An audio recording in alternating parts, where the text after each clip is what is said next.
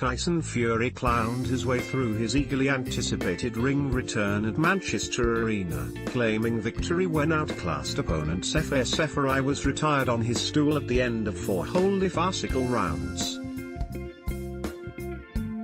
Fighting for the first time since he wrested the world heavyweight title from Vladimir Klitschko over 2.5 years ago, Fury gurned and showboated his way through much of the contest and earned a ticking off from referee Phil Edwards. Fury, who had campaigned almost all his career as a cruiserweight, was never going to trouble the 6 feet 9 inches Fury, by whom he was outweighed by more than 4.5 stone, and the favorite was clearly capable of ending the fight at will.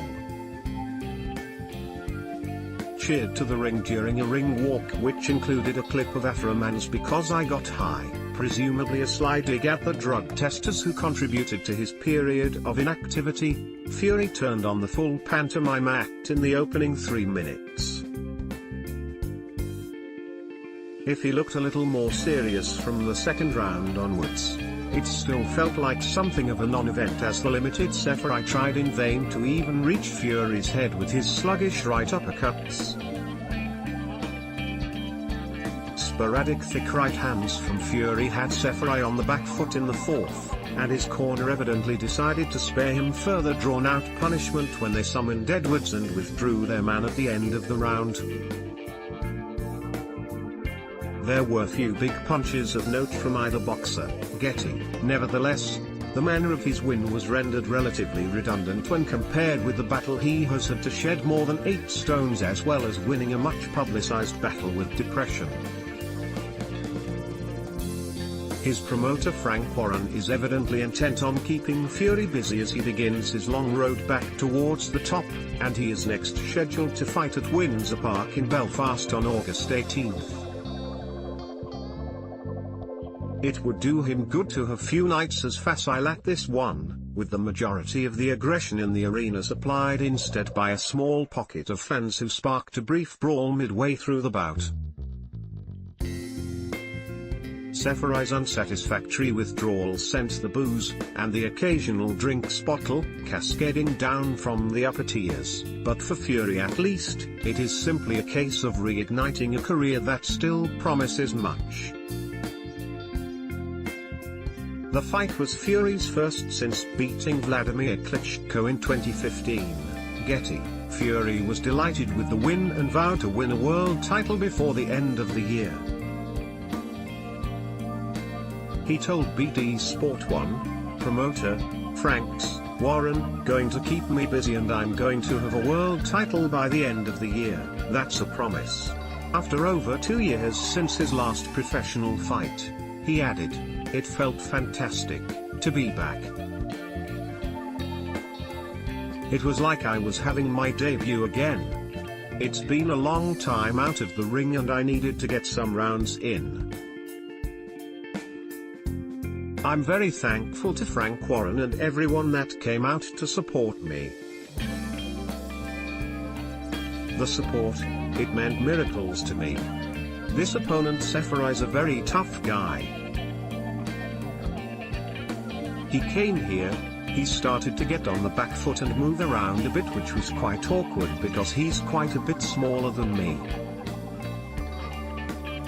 I wanted to fight, stand and have a fight with him. But the retirement, happened and it wasn't my fault that they pulled him out. I'm sure Frank's going to keep me busy and the caliber of opponents will keep rising." Fury's taunts were met with a similar response. Getty, when asked about Fury's next date in the ring, Warren confirmed the boxer would fight in Northern Ireland in August, although he could not yet name his next opponent. He did not rule out a clash with Tony Bellew. Warren said, "On the 18th of August at Windsor Park in Belfast. That's where he'll be.